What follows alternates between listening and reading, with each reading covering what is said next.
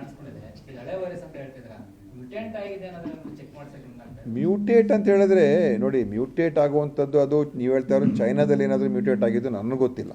ನಮ್ಮಲ್ಲಿರುವಂಥ virus ಏನಿದೆ ಇದನ್ನು ಏನು ನೋಡಿ, ಮ್ಯೂಟೇಟ್ ಆಗಿ ಇದು ಒಂದು ರೀತಿ ಅಪಾಯಕಾರಿಯಾದಂಥ ವೈರಸ್ ಆದರೆ ಅದು ಅವಾಗ ಏನಾಗ್ತದೆ, ನಮ್ಮ ಕೇಸಸ್ಸು ದಿಢೀರಾಗಿ ಹೆಚ್ಚಾಗ್ತಾ ಹೋಗಬೇಕು, ಅಥವಾ ದಿಢೀರಾಗಿ ಎಲ್ಲೆಲ್ಲೋ ಕಡೆ ತುಂಬ ಜನ ಇದಕ್ಕೆ ಇಂಥ ಒಂದು ಹೊಸ ಒಂದು ಕಾಯಿಲೆಗೆ ಒಳಗಾಗ್ತಾ ಇದ್ದಾರೆ, ಅವ್ರಿಗೆ ಯಾವುದೇ ರೀತಿ ಅವ್ರಿಗೆ ಗುಣಮುಖರಾಗ್ತಾ ಇಲ್ಲ, ಅವ್ರಿಗೆ ಸಮಸ್ಯೆಗಳು ಬರ್ತಾ ಇದೆ ಅಂತ ಎಲ್ಲಾದರೂ ಕೂಡ ಒಂದು ವರದಿ ಬರಬೇಕು, ಒಂದು ಮಾಹಿತಿ ಬರಬೇಕು. ಎಲ್ಲೂ ನಮ್ಮ ದೇಶದಲ್ಲಿ ಎಲ್ಲೂ ಆ ಥರ ಇಲ್ಲ.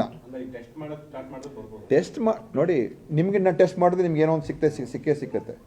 ನೀವು ಇವತ್ತು 10-20 ಜನ ಟೆಸ್ಟ್ ಮಾಡಿ ಏನೋ ಅದು ಮುಖ್ಯ ಅಲ್ಲ. ನಾವು ಡೇಟಾ ನೋಡಬೇಕು, ಮಾಹಿತಿ ನೋಡಬೇಕು. ಈಗ ನಾರ್ಮಲ್ ಆಗಿ ಏನು ಟೆಸ್ಟ್, ಈಗ ಬ್ಯಾಪ್ಟಿಸ್ಟ್ ಆಸ್ಪತ್ರೆಯಲ್ಲಿ ಇದಕ್ಕೋಸ್ಕರ ಹುಡುಕಿ ಅಂತ ಅವ್ರೇನು ಟೆಸ್ಟ್ ಮಾಡಿಲ್ಲ. ನಾರ್ಮಲ್ ಪ್ರೊಸೆಸರ್ ಟೆಸ್ಟ್ ಮಾಡಿದರೆ ಅದರಲ್ಲಿ ಒಂದೊಂದು ಸಲ ಇನ್ಫ್ಲೂಯೆನ್ಸಾ ವೈರಸ್ ಅಂತ ಬರ್ತದೆ, ಇನ್ನೊಂದು ವೈರಸ್ ಬರ್ತದೆ, ಇದು HMP ಅಂತ ಬಂದಿದೆ. 1% ಆಫ್ ದ ಟೋಟಲ್ ಟೆಸ್ಟಿಂಗಲ್ಲಿ ಇದು ಬರ್ತದೆ ಅಂತ ಒಂದಿರುವಂಥ ಮಾಹಿತಿ. ಪುಣೆಗೆ ಅದೆಲ್ಲ ಇದೆಲ್ಲ ನಾವು ತುಂಬ ಮುಂದೆ ಹೋಗ್ತಾ ಇದ್ದೀವಿ.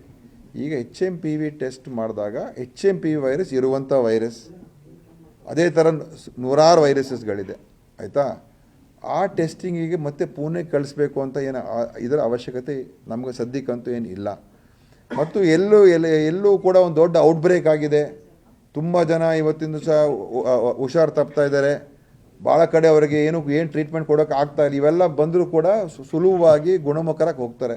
ಹೆಚ್ಚಾಗಿ ಚಿಕ್ಕ ಮಕ್ಕಳಿಗೆ ಮತ್ತು ಸ್ವಲ್ಪ ವಯಸ್ಸಾಗಿರೋರಿಗೆ ಬರುವಂಥದ್ದು, ಯಾರಿಗೆ ಅವ್ರಿಗೆ ಇಮ್ಯುನಿಟಿ ಶಕ್ತಿ ಕಮ್ಮಿ ಇರ್ತದೆ ಅಂಥವ್ರಿಗೆ ಇದು ಬರ್ತದೆ.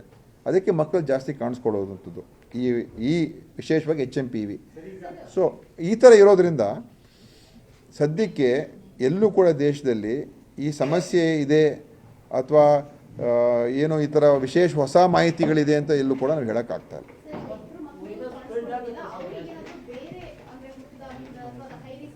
ಏನೂ ಇಲ್ಲ. ಹೇಗೆ ಕಾಣಿಸ್ಕೊಂಡಿದೆ ಅಂತ ಹೇಳಿದ್ರೆ, ಅವರು ಇನ್ಫೆಕ್ಷನ್ ಆಗಿತ್ತು, ಆಸ್ಪತ್ರೆಯವರು ಲ್ಯಾಬಿಗೆ ಕಳಿಸಿದ್ದಾರೆ. ಏನು ಅವ್ರಿಗೆ ಏನು ಇನ್ಫ್ಲೂಯೆನ್ಸಾ ಲಿಂಕ್ಡ್ ಹೇಳಿದ್ನಲ್ಲ,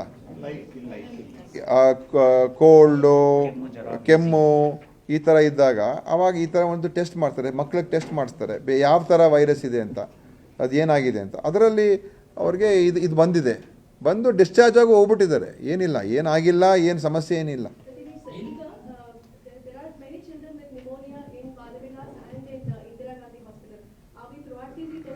No, see, let us not create any new. They will be normal processes by the doctors, whatever test. Random ಆಗು ನಾವೇನು ಮಾಡೋಕ್ಕೆ ಹೋಗೋದಿಲ್ಲ. What ever normal test doctors ಆಗಲಿ ಇನ್ನೊಬ್ಬರಾಗಲಿ ಅವ್ರು ಮಾಡ್ತಾ ಹೋಗ್ತಾರೆ. ಏನೇ ಈ ಥರ ವಿಶೇಷವಾದಂಥ ಟೆಸ್ಟ್ಗಳನ್ನು ಹೆಚ್ಚು ಮಾಡ್ಕೋಬೇಕು ಅಂದರೆ ಇವತ್ತು ಕೇಂದ್ರ ಸರ್ಕಾರ ತೀರ್ಮಾನ ಮಾಡಿ ನಂತರ ಅವರೇನಾದರೂ ತೀರ್ಮಾನ ತೊಗೊಂಡ್ರೆ ಅದರ ಪ್ರಕಾರ ನಾವು ಮುಂದುವರಿತೀವಿ.